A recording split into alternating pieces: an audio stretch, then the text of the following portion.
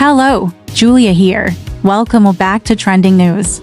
Here you can find the best reviews of the trending movies. Please like to subscribe. Let's begin. If you were coming of age in the 1980s, the Brat Pack was near the center of your cultural awareness. In this documentary, Andrew McCarthy examines fame and disappointment as a member of the so-called Brat Pack of the 1980s. In 1985, New York Magazine christened a collection of young actors with that sticky sobriquet, itself a wink to the mid-century Rat Pack. The quasi-gonzo cover story by David Bloom, who makes an appearance in the film, ran right before St. Elmo's Fire opened and a few months after The Breakfast Club hit multiplexes.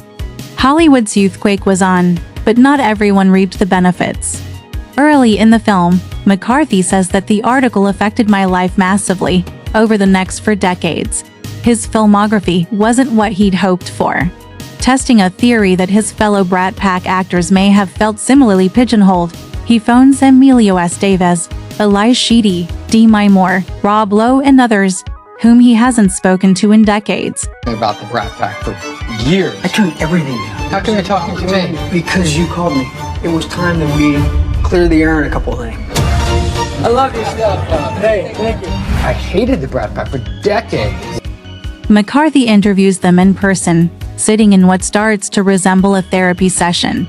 Often, McCarthy appears to be the only one who is still working through the trauma of instant, if fragile, icon status. The film's through line of woundedness is by turns touching, irritating and occasionally illuminating. A visit to the writer Malcolm Gladwell is insightful. Watching Dick Cavett and Phil Donahue fawn offers a cringy lesson in how easy it is to rev the star-stoking machinery. And about that 1985 article, it doesn't actually mention McCarthy much. But one of his co-stars had this to say about him: he plays all his roles with too much of the same intensity. I don't think he'll make it. If McCarthy's are with the Brat Pack moniker begins to feel psychologically displaced.